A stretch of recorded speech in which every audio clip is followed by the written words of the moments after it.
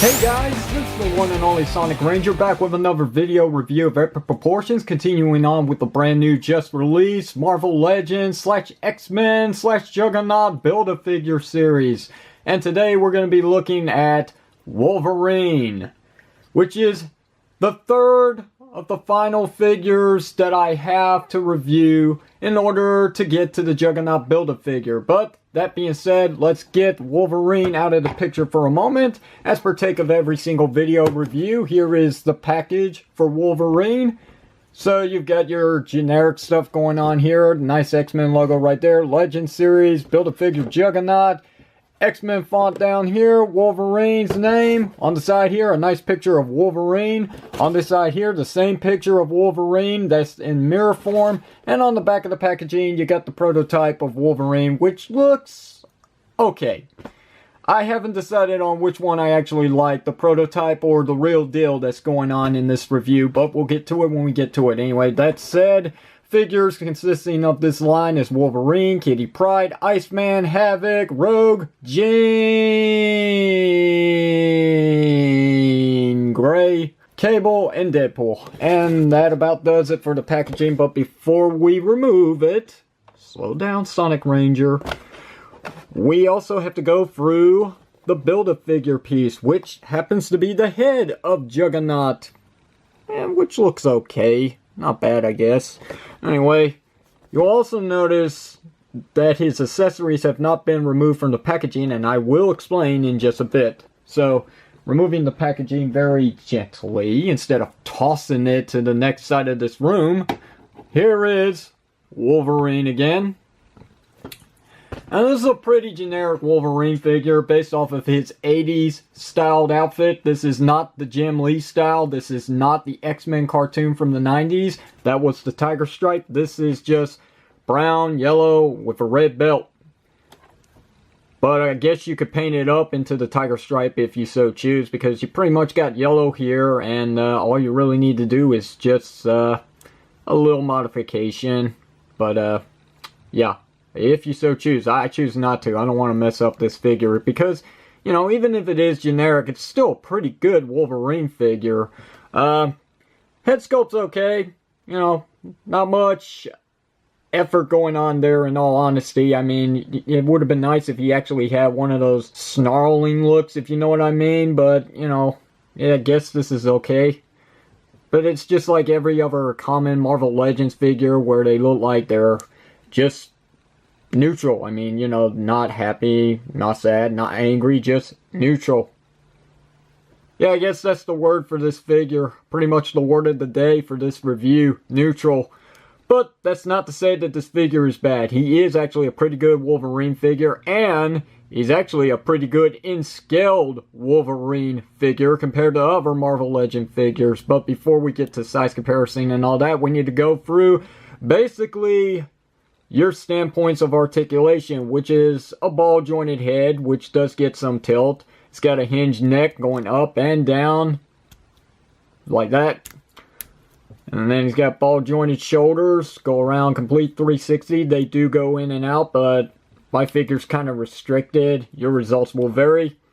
He's got a butterfly joint, as you can see, which you can get some really good range in the arm movement on this figure, just like many Spider-Man figures, which is very appreciative for this character. Bicep rotation, double jointed elbows, which are kind of tight on my figure, and I don't want to force them at this time. Jointed, well, yeah, that's because of the interchange feature, and I will talk about it in just a moment.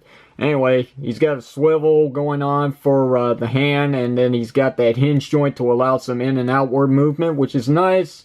He's got a nice ab crunch that can bend about this much forward, and this much back, which is pretty good.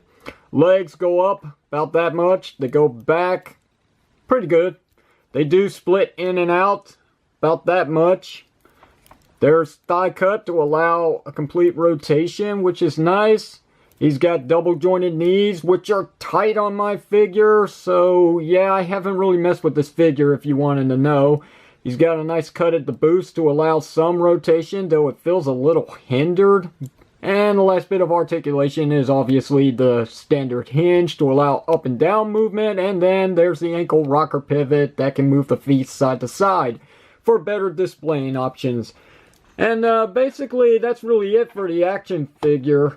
So, you know, not much really to talk about on this guy, but what it really comes down to is obviously his accessories. So, Wolverine, he doesn't really have much in the term of accessories, which is pretty simplistic as it is. So anyway, he does have interchangeable hands like I did show off in the packaging. I haven't removed them from the packaging for one reason, which kind of makes it kind of useless in a way when you think about it. So as you can see, for some odd reason, I'm supposing that this is supposed to be glued in place on these hands.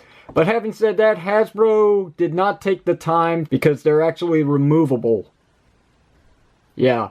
So now as you see, kind of useless, those other hands. That's the reason why I did not pull them out of packaging. Just bear with me for 1 second. To let you know right away, as soon as you pull this figure out of packaging, the best thing to do is to use a blow dryer on these claws because they will come out warped. So, you know, it's just an option. I'm letting you know what I did.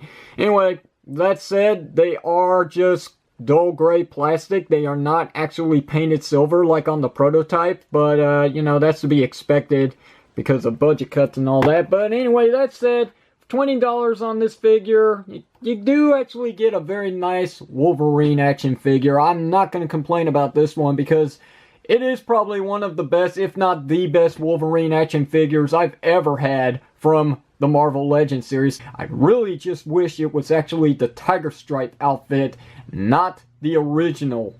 But anyway, that being said, let's go ahead and wrap this up with some size comparison. So let's go ahead and bring in Deadpool, and as you can see, compared to Deadpool, he's a midget, but that's accurate. Here's Rogue, so there's a pretty good size there. Here's Iceman, so pretty cool. And just because, let's bring in Mr. Anonymous here. And just because I've shown off every figure I've reviewed so far out of this series, let's bring in